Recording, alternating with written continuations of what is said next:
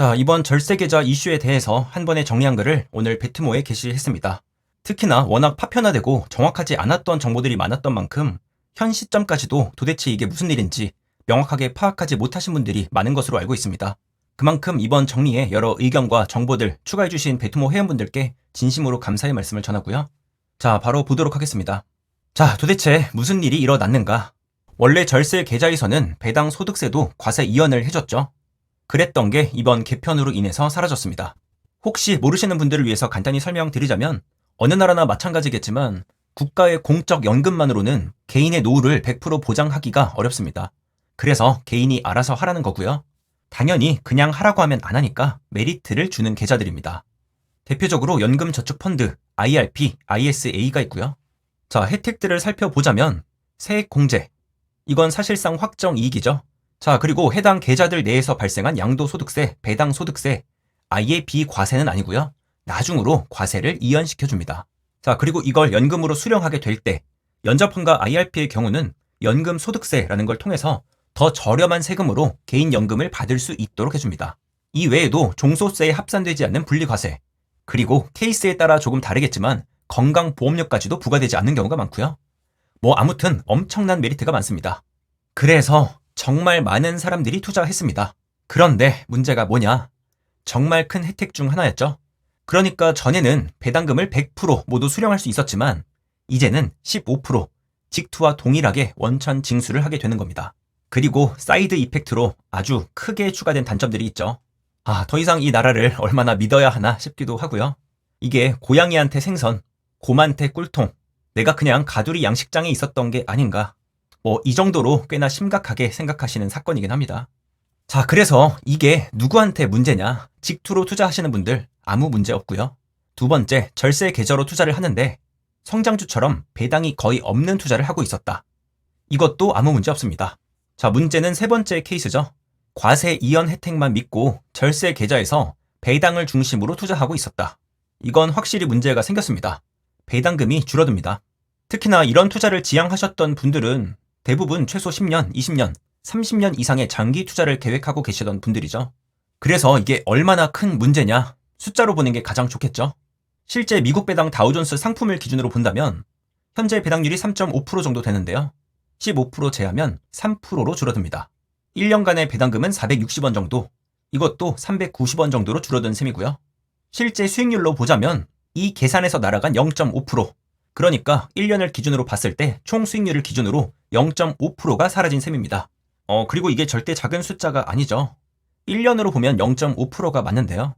20년, 30년 복리 효과를 적용했을 때는 굉장히 큰 숫자로 변합니다. 그걸 직접적인 숫자로 한번 계산해 볼게요. 월 60만 원 적립해서 20년 후쯤에 명목 금액 기준으로 200만 원 정도를 받으려는 계획이 있었다. 차트로 보면 이런 모습이 되고요. 실제 숫자로 보자면 20년 차 기준으로 개편 전에는 220만 원 정도 받을 수 있었고요. 개편 후를 기준으로 보자면 50만 원 정도 줄어듭니다. 지금 보여드린 숫자는 꼭 고정된 숫자가 아니고요. 10년 차, 20년 차에 비교해서도 보실 수 있는 것처럼 기간에 따라서 그 차이가 더 커지고 작아질 수 있다는 점, 앞에서 복리 효과 말씀드렸죠. 자, 그래서 이렇게 심각한 문제가 도대체 어떤 경위로 발생하게 된 것이냐? 여기엔 필연적으로 한미 조세 협약을 간단히라도 소개해드려야 하는데요. 어려운 게 아니고요.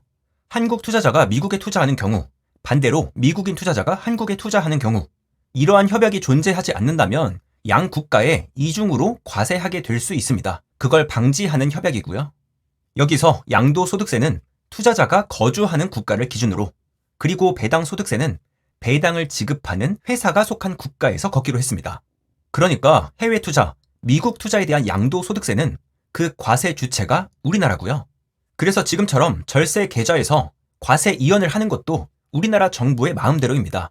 그러니까 이번이나 다음이나 바뀔 이유가 전혀 없습니다. 반대로 이 협약에 따라서 배당 소득세에 대한 과세 주체는 미국이고요.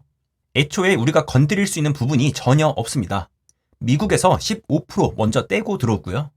그렇다면 이런 질문이 당연히 따라올 수밖에 없죠. 아니, 그럼 그동안 절세 계좌에서 배당금 100% 다 준 건 도대체 뭐 때문이죠?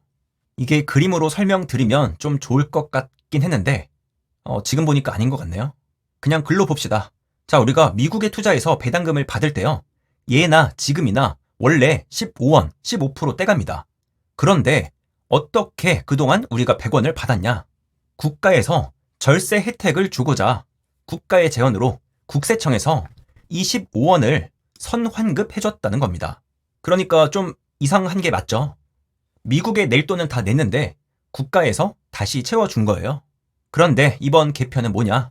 이 선환급이라는 게 없어졌습니다. 그래서 100원 받았으면 미국에서 15원 떼가고요. 나라에서 다시 채워주는 과정 없이 이 85원이 우리 절세 계좌로도 그대로 꽂히게 됩니다. 그러니까 이 비밀은 뭐냐? 나라에서 채워줬더라. 그런데 여기서 한 가지 고민해볼 포인트가 있는데요. 사실 저는 이 개편안 자체가 문제라고 보지는 않는 입장입니다. 이번에 정부가 발표한 세제 혜택 축소의 배경을 보자면요. 기존의 세제 혜택이 과도하다고 판단해서 개편을 진행했습니다. 라고 했는데요. 이 부분에 대해서 참 여러 이야기들이 많지만 합리적으로 봤을 때 특혜를 받던 게 맞다고 생각합니다. 그러니까 가만히 생각해 보면요. 이 스케일을 끝없이 확장한다고 가정했을 때 이 선환급 금액 지속이 불가능하다고 생각하고요. 그러니까 분명 여러 과정 중에 화가 나는 것도 맞지만 이성적으로 감정을 다 빼놓고 생각했을 땐 현재의 개편안은 분명 상식선의 개편안이 맞고 언젠가 손 봐야 했던 부분이 맞다고 생각합니다. 그런데 이번 이슈 진짜 문제가 뭐냐? 문제가 있다면 그 과정, 커뮤니케이션이 문제입니다. 그러니까 정작 내용을 다 살펴보면 정말 말이 안 되는 이야기도 아니고요. 충분히 사전에 고지하고 안내하고 설득을 했으면 나름 원만하게 개편될 가능성도 있었을 거라고 생각합니다. 그런데 그러지 않았다는 게 문제고요. 그러니까 이게 처음 발표된 게 3년 전이라고 하더라고요. 정말 긴 시간이죠. 하나의 정책을 시행하기에 짧은 시간은 아니라고 생각합니다. 근데 이게 누군가 말을 했는데 100명 중에 딱 한 명만 못 듣고 99명은 알아들었다. 이건 듣지 못한 한 명이 잘못한 게 맞죠. 근데요, 99명이 모르고 한 명만 알았다. 뭐 정말 이번 같은 경우엔 실제 입안하고 발의하신 분들, 그리고 증권사, 운영사, 이분들 말고는 아무도 몰랐어요. 그럼 이건 말하는 쪽이 문제 있는 거죠. 특히나 이게 1대1 소통도 아니고 전 국민 대상 정책이잖아요. 이게 뭐 저 같은 사람도 어디서 생전 들어본 적이 없어요. 이게 저도 정말 남 탓은 싫어하는데 정부 잘못했고요. 이 사실을 알고서도 상품들을 판매했던 증권사, 운용사, 이거 책임 피하기 어렵습니다. 3년 전부터 알았으면 고객들한테 고지를 충분히 했어야죠. 이게 온전히 투자자의 잘못이 되는 게 말이 되는 상황인가요, 이게? 그러니까 도대체 얼마나 더 불신을 가지고 살아야 되냐는 말입니다. 뭐 더 심각한 문제가 있죠. 이중 과세입니다. 자, 먼저 직투 계좌. 미국에 15% 내고요. 이어져서 종소세까지 딱 한 번 내는 게 맞습니다. 그리고 절세 계좌 같은 경우는요. 기존에는 처음에 안 냈죠. 그리고 나중에 연금으로 받을 때 연금 소득세로 딱 한 번 내니까 문제 없습니다. 그런데 이제 다르죠. 15% 미국에 한 번 냈고요. 연금으로 받을 때 한국에도 한 번 더 내죠. 한미 이중 과세가 됩니다. 말이 안 되는 상황이 맞고요. 이중 과세가 맞습니다. 향수님께서 의견 주셨는데요. 이런 케이스들 뿐만 아니라 연금 개시 전에도 중도 인출하는 경우에 처음에 미국에 한 번 내고요. 중도 인출 시에도 16.5% 한국에 한 번 더 내니까 한미 이중 과세가 된다고 의견 주셨습니다. 그리고 이어지는 부분이 사실 이번 이슈의 하이라이트인데요. 뭐 이게 저도 사실 어떻게 전달을 드려야 될지 모르겠는데 이런 일이 발생한 이유는 뭐 그냥 미리 생각을 못했다고 합니다. 아직 시스템이 준비 안 됐다고 하고요. 네, 대책을 마련하겠다고 합니다. 그러니까 전 국민의 노후가 참 너무 가볍게 다뤄지는 게 아닌가 이런 생각이 들고요. 또 이러한 문제들에 대해서도 이게 뭐 또 증세를 노린 속임수가 아니냐, 국내 주식, 부동산 또 부양하려고 하는 거 아니냐, 뭐 이런 말씀을 하시는 분들도 많은데요. 정말 여러 정황을 살펴봤을 때 그냥 실수가 맞는 것 같아요. 그러니까 이분들이 정말 바보가 아니라면 이렇게 국민의 노후를 담보로 이런 일을 굳이 벌일 만한 그 모티브가 없긴 하거든요, 사실. 뭐 누가 봐도 욕먹을 게 뻔한데 실수가 아니면 이럴 일이 없죠. 그래서 화가 나시는 상황은 충분히 이해하지만 이렇게 꼬리에 꼬리를 무는 억측은 사실 뭐 우리의 화만 돋굴 뿐이고요. 자, 여기서 이중 과세에 관련된 질런님의 질문이 있었습니다. 그러니까 우리가 절세 계좌를 통해 투자하더라도 연금을 받게 될 때 일정 금액 이상으로는 종합소득세를 또 내게 되는데요. 이게 이중 과세가 아니냐 질문 주셨습니다. 제가 최대한 쉽게 설명드린다고 하긴 했는데 이게 시점의 차이가 있을 뿐 이중 과세는 아니고요. 그러니까 이중 과세가 없었던 원래 상황을 기준으로 보자면요. 그러니까 우리가 절세 계좌에 투자해서 공제를 받는 시점부터 연금 수령 시에 종합소득세를 과세하게 되는 과정까지 이 텀이 아주 긴 일회성의 과세라는 겁니다. 그러니까 종합소득세 과세가 추가적으로 카운팅되는 과세가 아니고요. 우리 연말 정산이랑 똑같습니다. 뭐 어렵지 않죠? 자, 계속 가봅시다. 그래서 이중 과세라는 거 당장의 문제인가? 뭐 이건 아닙니다. 이미 설명드린 것처럼 연금을 수령해서 연금 소득세를 내기 전까지는 실질적인 이중 과세가 발생하지 않고요. 그러니까 이 부분이 문제죠. 분배금 받을 때 원천 징수 한 번 했고 그 사이엔 아무 일도 일어나지 않습니다. 그러다가 시간이 지나서 연금을 수령할 때 이때도 한 번 더 세금을 내게 되는 게 문제였죠. 아마 이 부분에 있어선 이 연금 수령 시의 과세안을 다시 한번 개편하면서 이중 과세를 피하지 않을까 생각합니다. 반대로 이 3번이 발생하기 전에, 그러니까 1번이나 2번 시점에 어떤 식으로든 먼저 환급해 줄 가능성은 사실 낮을 것 같고요. 그러니까 완전 번복하는 거죠. 그렇게 될 일은 없을 것 같고요. 자, 그리고 이 부분 관련해서 개포동포동해 님도 의견 주셨습니다. 이중 과세 문제가 당장 발생하지 않는 게 아니라 현재 연금을 이미 개시해서 수령하는 경우엔 그러한 피해가 이미 발생하고 있다. 네, 이렇게 의견 주셨고요. 감사합니다.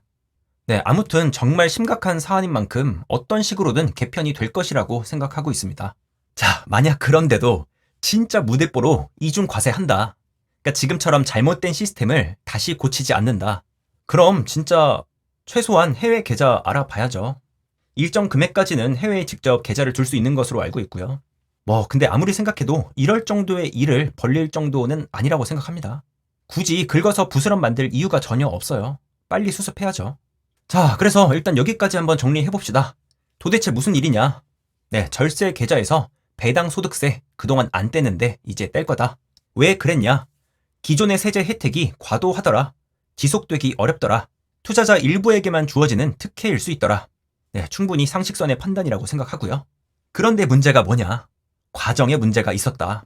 사전 고지 제대로 하지 않았고 심지어 증권사, 운용사 책임 피하기 어렵다. 또 그 과정 중에서 이 이중 과세라는 엄청난 문제를 피하지 못했다.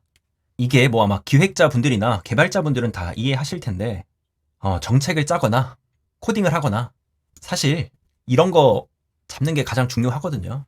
앞으로는 이런 일 없었으면 좋겠습니다.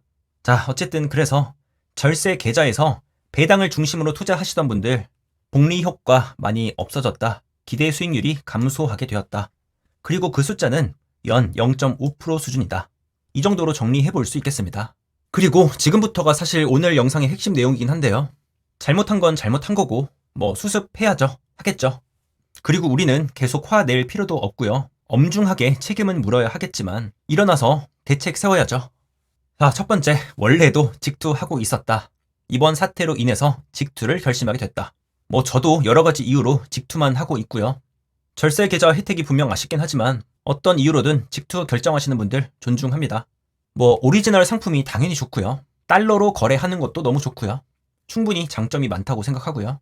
자, 그렇다고 절세 계좌들이 전부 망했냐? 아니죠. 배당을 제외하면 그대로입니다. 연말 정산할 때 세금 깎아주고요. 연금 수령 시에 아주 낮은 세금으로 받을 수 있고요. 건보료에 분리 과세까지.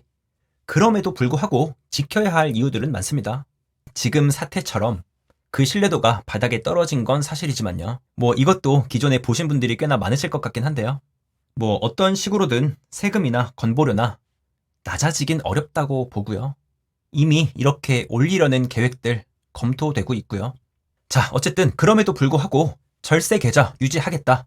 그 중에서도 배당 투자 그대로 유지하겠다. 투자의 본질은 똑같다. 0.5% 떨어져도 괜찮다. 성장주의 비율을 높이면서 대처해 보겠다. 충분히 존중하고요. 분명 좀 아까운 건 맞는데 이렇게 바뀌어도 인생이 망하지 않는 건 맞습니다. 자, 그리고 두 번째, 하이브리드죠. 절세 계좌에는 딱 세액 공제 한도까지만 채우고 나머지는 성장주에 투자하거나 직투하겠다. 이것도 아주 현명한 선택이라고 생각하고요. 자, 그리고 가장 이슈가 되는 케이스죠. 포트폴리오 변경해야겠다. 복리 효과의 감소가 배당 중심 투자의 장점을 없앨 만큼 너무나도 뼈저리게 크다. 이 문제로 며칠간 베토모가 정말 떠들썩하기도 했죠. 자, 그래서 이번 마지막 케이스, 제가 생각하는 최선의 안이 있다면, 그러니까 기존의 슈드를 선택하셨던 분들이죠. 그만한 이유, 장점들이 있었을 거고요. 따라서 비슷한 특성들, 안정적이면서도 나스닥의 해지가 된다. 혹은 거품이 많이 끼지 않아서 좋다. 그리고 이와 동시에 배당이 아예 안 나오거나 최소화된 ETF를 찾아보는 거라고 생각합니다. 자, 그런데 잠깐 깜빡이 좀 켜고 들어올게요. 이번 세제 개편 관련해서 커버드콜이 또 급부상되고 있는데요. 논리는 다음과 같습니다. 이 ETF에서 분배금을 줄 때는요, 두 가지로 크게 구분이 되는데요. 정확히는 ROC까지 3개가 될 수도 있겠네요. 자, 일단 분배금만 봤을 때 현재 세법상 배당금은 과세 대상이고요. 옵션 프리미엄, 그러니까 콜 옵션 매도를 통해서 얻은 수익은 비과세로 처리됩니다. 이러한 논리에 따르자면 상품의 기초 배당이 작으면서, 그러니까 기업의 배당금으로부터 나온 분배금 재원이 작으면서 옵션 프리미엄이 높은 상품, 비과세 비율이 높은 상품에 투자한다면 최대한 세금을 아낄 수 있을 것이다. 충분히 말이 되는 얘기고요. 이게 국내 지수 기반의 ETF는 확실히 해당되는 게 맞습니다.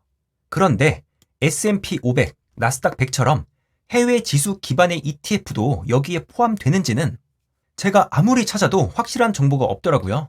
이 부분에 대해서 확실한 레퍼런스 링크를 가지고 계신 분들은 댓글로 부탁드리겠습니다. 자, 어쨌든 다시 넘어와서요. 충분히 안정적이면서도 배당이 최소화된 상품, 과연 있을까? 그런 상품들이 미국 ETF들은 꽤나 있거든요.